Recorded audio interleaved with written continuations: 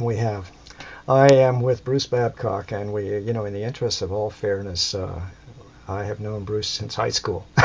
So, Bruce is a Santa Barbaran, has had a wonderful career in Hollywood as a TV and film composer. We're going to talk about all of that, but what we really want to deal with is really one of the, if I may say so, and you'll understand why everybody out there in Southern California, I'm proud as punch, but in fairness, I have to say I also helped, in a small way to get some of this music recorded. This is an album of Bruce Babcock's concert music.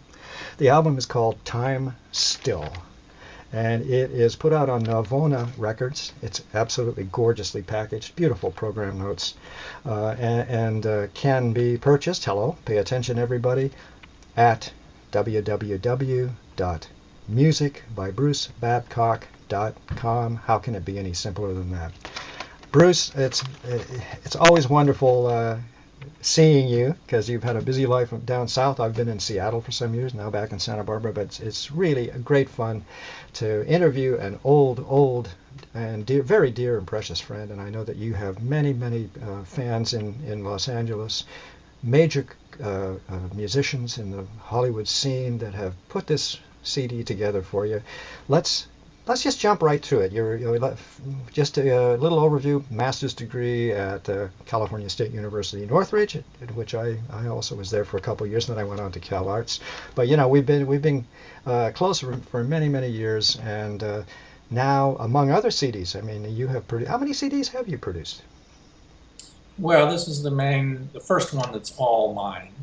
A couple of these pieces appear on the CDs of the other artists, and so they're used here again. But this is the first one that's entirely mine, and then my concert music. Yeah. So I'm an emerging composer. That's 64. that's a beauty. And also we're gonna talk about all of your friends, great friends and great musicians, studio musicians in Hollywood who have come together. But give us all a little overview of your career in Hollywood as a TV and film composer. Okay, one quick correction. The one place that you can't buy the CD is at my website. Oh, you can get it at Amazon or iTunes. But not at the website itself. Fair enough. Well, see to it. Get that fixed. No, just kidding. Okay. Give us this overview. So you get your master's degree at California State University Northridge, which is a suburb of Los Angeles. What happens? I actually taught community college for a couple of years, and then decided I really wanted to write music for television and film. So I went back to LA and began taking the steps to get there. And I did, after a period of orchestrating and ghostwriting for other people. Finally started to get some of my own shows. Did lots of television, and what I always tell people is I did a lot of geriatric murder mysteries. Murder, She Wrote, Matlock, Diagnosis, Murder. I don't know. Just coincidence that they're all murder mysteries, but they were lots of fun to do. And you can get away with a lot of music that people wouldn't normally find themselves listening to in television, and would run screaming from the concert hall if they heard it.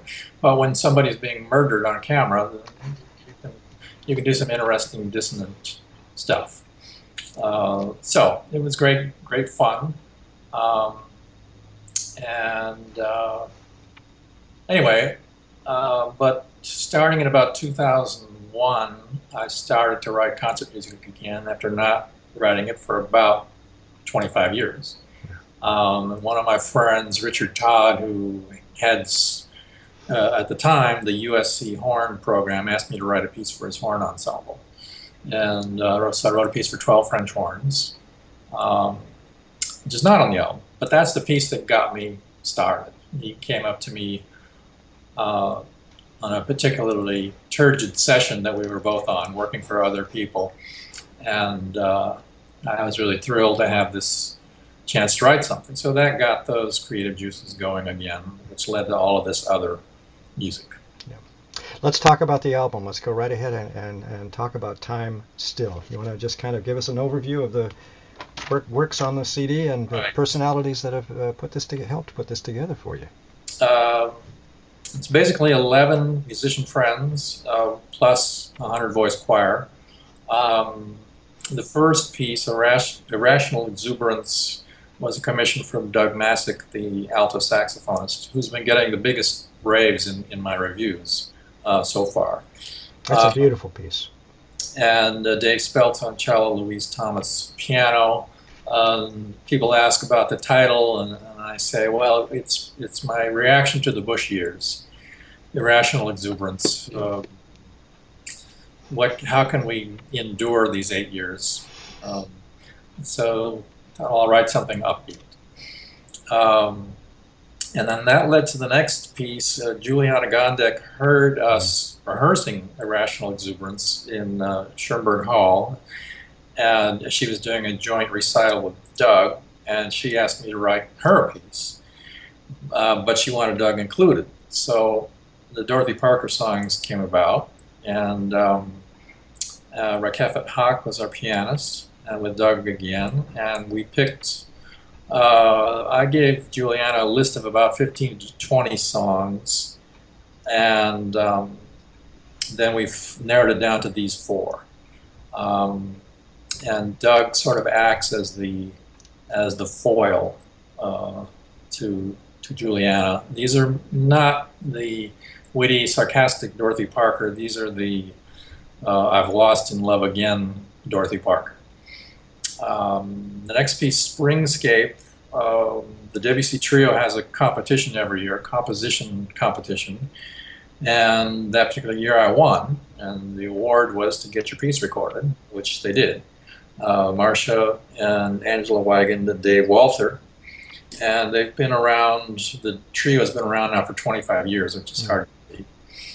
All Into Me was inspired by Archbishop Desmond Tutu at All Saints Church. So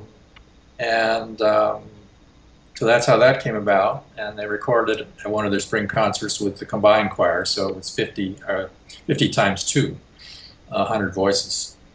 Metaphor 2 was commissioned by one Dan Kepl for the 2005 Santa Barbara Chamber Music Festival. It was actually one of 3 pieces, and I just picked this particular one to be on the album. And then the last 3 tracks are a cello sonata entitled Imagined Remembered, with Armin Katsajikian and Robert Thies on the piano, Armin on the cello, which also premiered at the 2005 Santa Barbara Chamber Music Festival.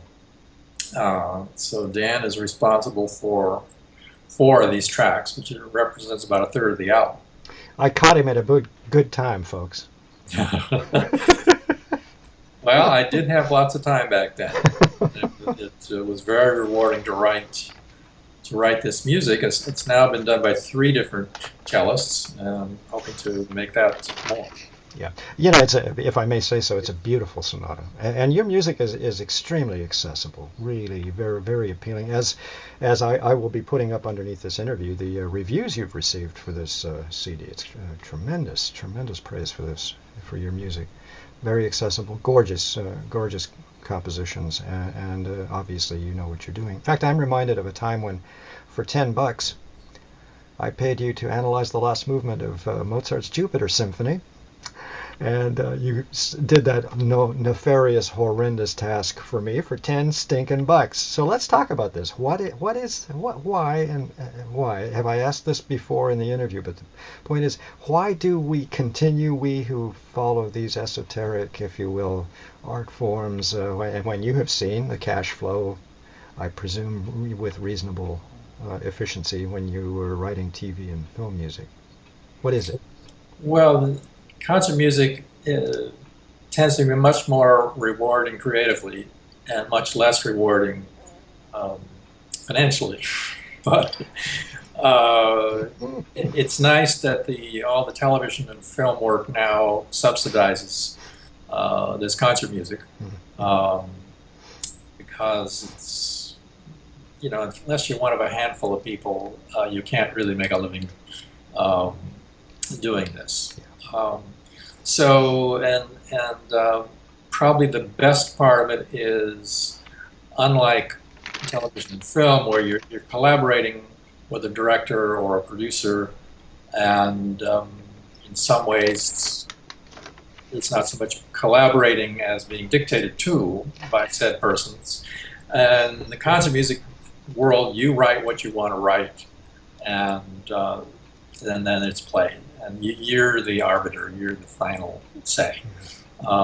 So that's much more rewarding, and the music is much more interesting for the players, more challenging, and it's a chance. I mean, I think any musician would say what they want to do is to sound great on their instrument or with their voice. That's what they've trained to do, is make beautiful sounds, and that's what I try to do.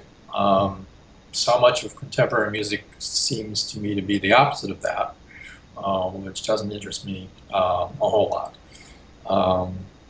So I did write a lot of that when I was in school, but I'm just finding I enjoy melody. I have this thing for unusual meters and alternating meters, which I attribute to the fact that Dave Brubeck's brother Henry was my high school band director, which got me listening to Paul Desmond, and I play the alto sax. You'll notice there are two pieces on the disc that feature alto sax. So, we have all of these influences that we collect over a lifetime and bring them together somehow. And we were very lucky as kids in Santa Barbara. As you just said, Henry Brubeck's brother, Dave Brubeck, was the band director at San Marcos High School during our time. I used to be at Santa Barbara High and then get in my car and drive over to San Marcos High School in order just to sit in a band rehearsal with this superb musician, Henry Brubeck, and other things. That we've been very lucky in Santa Barbara, and then we have a major city just south of Santa Barbara, Los Angeles, and we don't need to go into it, we're at the end of the interview, but it's hard, it ain't easy to get into film and television music. It's hard, and you have succeeded very, very well in your career in Hollywood, and now now you're writing art music. How can it get any better for all of us? Well, thanks. Yeah, it's been great to get a chance to do both things. Yeah. Bruce, let's run it by very quickly. The new CD is titled Time Still, and you will see beneath this interview that JPEG of the cover. It's a gorgeous, beautiful cover, beautifully designed CD. It's put out by Navona Records, and now I know that you can't buy the CD at Bruce's website, but the place to start is Bruce's website, which is www.musicbybrucebabcock.com. Go have a look, or even just look him up. I'm sure you're going to find him.